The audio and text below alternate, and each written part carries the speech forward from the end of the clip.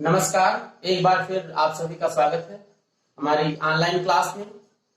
Cell chapter में one by one discuss करते हुए आज हम सेल ऑर्गेनेल्स तक पहुंच गए हैं और सेल ऑर्गेनेल्स में आज आपका नया टॉपिक है इंडोप्लाज्मिक रेटिकुलम। हेडिंग डालिएगा आप लोग, इंडोप्लाज्मिक रेटिकुलम। ठीक है, इंडोप्लाज्मिक रेटिकुलम क्या है topic? Endoplasmic reticulum. Endoplasmic reticulum अगर इसे हम टर्म के आधार पे देखें तो इंडो शब्द का अर्थ होता है इनसाइड। इनसाइड मीन्स अंदर, प्लाज्मिक मीन्स साइटोप्लाज्म, साइटोप्लाज्म और रेटिकुलम, रेटिकुलम शब्द का अर्थ होता है नेटवर्क, यानी जाल के समान, जाल रूपी नेटवर्क लाइक। यानी साइटोप्लाज्म में एक जाल के समान संरचना पाई जाती है जिसे हम इंडोप्लाज्मिक रेटिकुलम कहते हैं। Means the network like structure suspended inside the cytoplasm, that is endoplasmic reticulum. Endoplasmic reticulum क्या है? साइटोप्लाज्म में नेटवर्क लाइक स्ट्रक्चर। ठीक है, ये न्यूक्लियर मेम्ब्रेन। अब हम सबसे पहले एक साइंटिस्ट हैं जिनका नाम है K.R. पोर्टर। ध्यान से समझिएगा, K.R. पोर्टर नाम के साइंटिस्ट ने सबसे पहले इन 1945 में इसको डिस्कवर किया था। ठीक, यानी इंडोप्लाज्मिक रेटिकुलम को किसने डिस्कवर किया था? K.R. पोर्टर ने। कब किया था? 1945 में। इसके बाद इन 1966 एक साइंटिस्ट हैं जिनका नाम है डेल्मर। क्या नाम है? ध्यान दीजिएगा, डी। तो ये डेल्मर के बारे में हम लोगों को देखना है। डेल्मर, ठीक है। इन 1966 में डेल्मर, 1966 डेल्मर नाम के साइंटिस्ट ने यह कहा था इसकी ओरिजिन के बारे में, इसकी ओरिजिन कैसे होती है।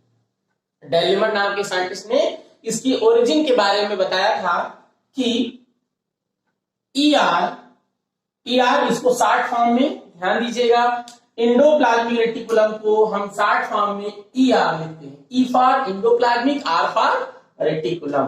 तो ER originate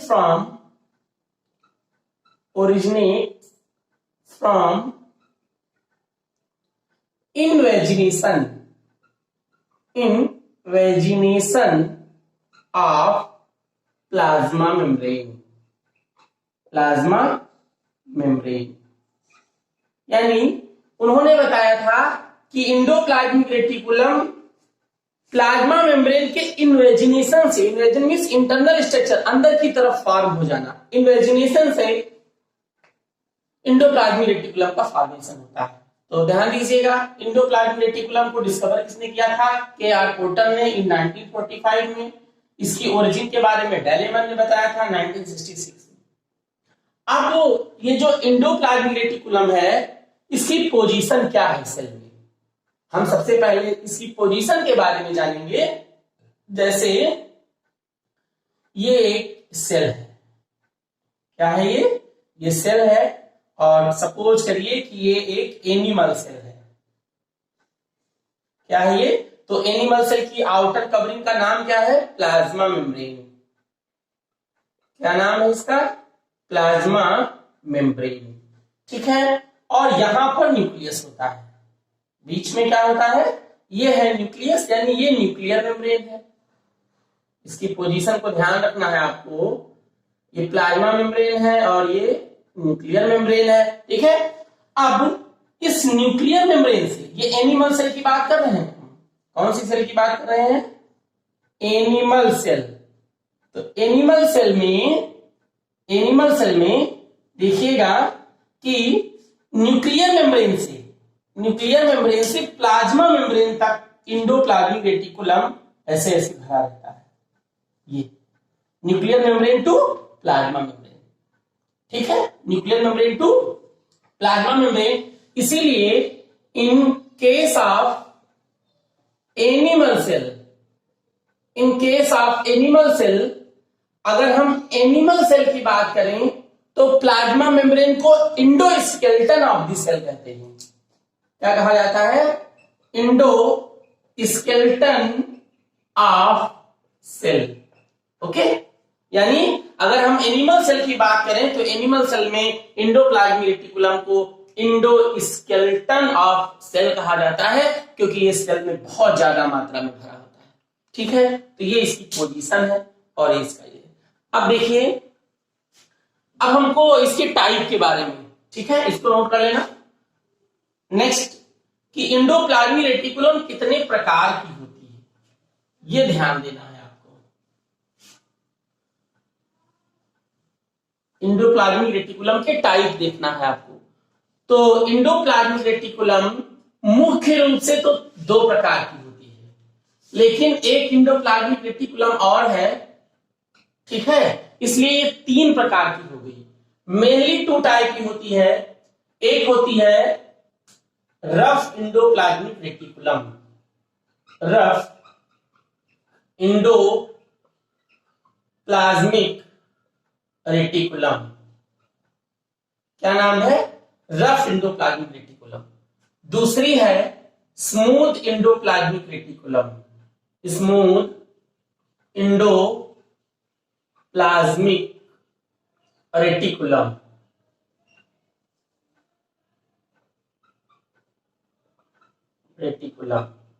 ठीक है, और एक तीसरा है transitional endoplasmic reticulum, transitional endoplasmic reticulum. ठीक है, शॉर्ट फॉर्म में इसे कहते हैं RER, इसे कहा जाता है SER और इसे कहा जाता है TER, ये शॉर्ट फॉर्म है। ठीक है, अब ये रफ इंडोप्लाज्मिक रेटिकुलम आखिर रफ क्यों होती है, तो अगर हम इसके स्ट्रक्चर को बनाएं, देखिएगा,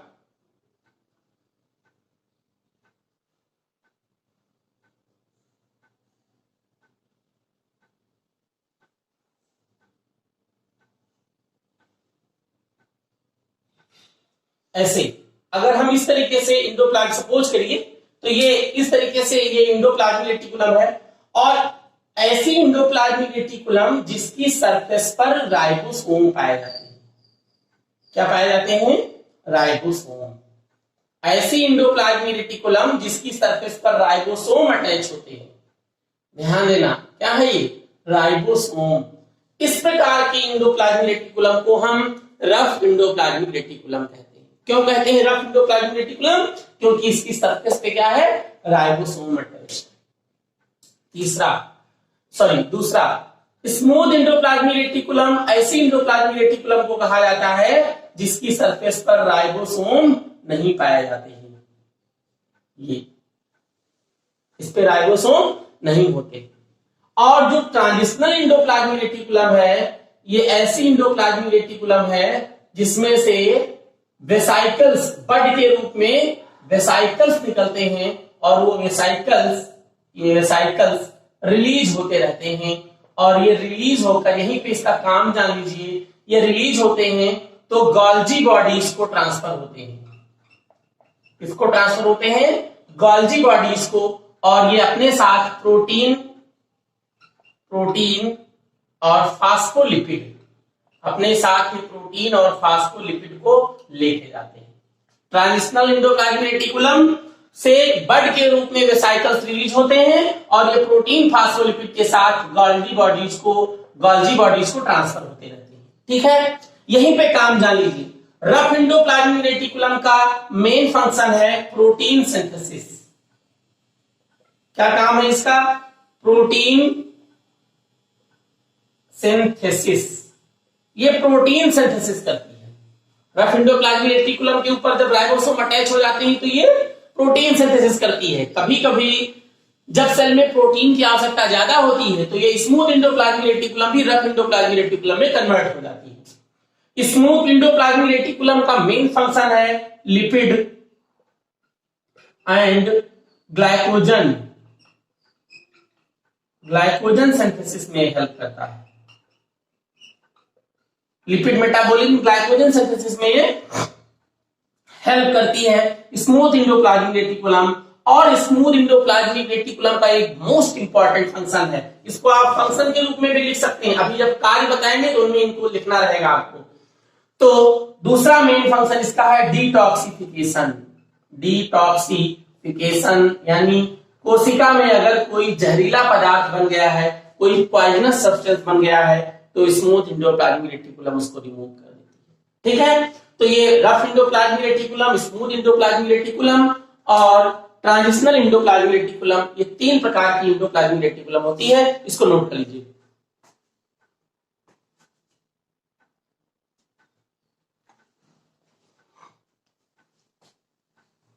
अब हम देखेंगे कि इसके कंपोनेंट क्या हैं। इसके कंपोनेंट जानना बहुत इंपॉर्टेंट है। तीन प्रकार के कंपोनेंट से मिलकर एंडोप्लाज्मिक रेटिकुलम का फॉर्मेशन होता है। ध्यान दीजिएगा वो तीन कंपोनेंट कौन कौन से हैं। ठीक है, तो सबसे पहला है सिस्टर्नी, वेसाइकल और ट्यूब्यूल। ये तीन कंपोनेंट हैं, लिख लीजिएगा। Components of ER. तो सिस्टर्नी ये रॉड लाइक स्ट्रक्चर है जो न्यूक्लियर मेम्ब्रेन से जुड़ी होती है। जब आप ध्यान से देखेंगे एंडोप्लाज्मिक रेटिकुलम के स्ट्रक्चर को तो ये सिस्टर्नी, ये रॉड लाइक स्ट्रक्चर ऐसे छड़ के समान संरचनाएं होती हैं जो न्यूक्लियर मेम्ब्रेन के पास पाई जाती हैं। ये आपकी है सिस्टर्नी। इनको क्या कहते हैं? ये सिस्टर्नी है। क्या है ये? सिस्टर्नी। ठीक है, ये जो अंडाकार संरचनाएं आपको दिखाई दे रही हैं, गोल संरचनाएं, ये वेसाइकल्स हैं। क्या है ये? वेसाइकल्स। ध्यान दीजिएगा, ये सिस्टर्नी है और ये क्या है? वेसाइकल्स हैं। ठीक, वेसाइकल्स। और ट्यूब्यूल क्या होती है? ये नेटवर्क लाइक स्ट्रक्चर है।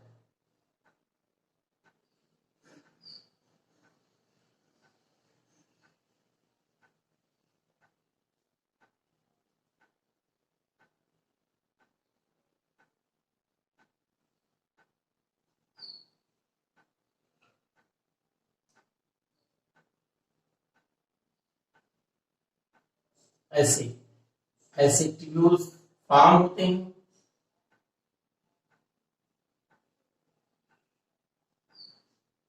ये ट्यूब्यूल होते हैं। ठीक है, तो ये कंपोनेंट है एंडोप्लाज्मिक रेटिकुलम के, सिस्टर्नी, वेसाइकल और ट्यूब्यूल। अब हमको इनके फंक्शन देखने हैं कि एंडोप्लाज्मिक रेटिकुलम के कौन कौन से कार्य होते हैं। तो कार्य वैसे तो आपको एक एक हम बता चुके हैं, लेकिन दूसरा आप देख लीजिएगा कि ये सबसे पहला काम इसका है प्रोटीन सिंथेसिस। प्रोटीन सिंथेसिस आपको बताए हैं अभी हम कि प्रोटीन सिंथेसिस कौन करता है? आर। दूसरा इसका काम क्या है? लिपिड ग्लाइकोजन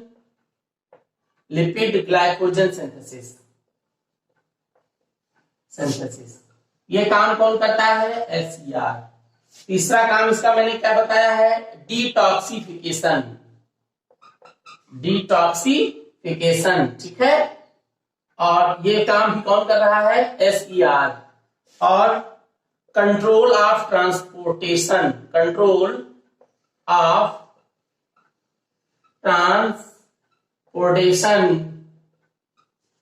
ठीक है, या इसको आप लिख सकते हैं इंट्रासेलुलर। आप इसमें एक टर्म बढ़ा सकते हैं, यहां कंट्रोल ऑफ ट्रांसपोर्टेशन, तो कौन सा ट्रांसपोर्टेशन, इंट्रा सेल्यूलर। और नेक्स्ट पॉइंट आप लिख सकते हैं इसे कि ये क्या करता है, provide support to the cell को सपोर्ट प्रोवाइड करवाता है। या इसको हम या सपोर्ट में लिख करके हम इसे लिख सकते हैं कि ये endoskeleton of the cell, endoskeleton of the cell. ठीक है, तो ये पॉइंट आप नोट कर लीजिएगा, ये बहुत इंपॉर्टेंट है। तो सेल में आज के लिए इतना ही। अब नेक्स्ट क्लास में नेक्स्ट सेल ऑर्गेनेल के साथ मिलेंगे। तब तक के लिए आप सभी लोग वीडियो को लास्ट तक देखेंगे, तभी आपको समझ में आएगा। और आप चाहें तो कॉपी पे लेके इसके नोट्स बनाते रहिए, नोट्स जरूर बनाते रहिए, आपके आगे के लिए काम आएंगे।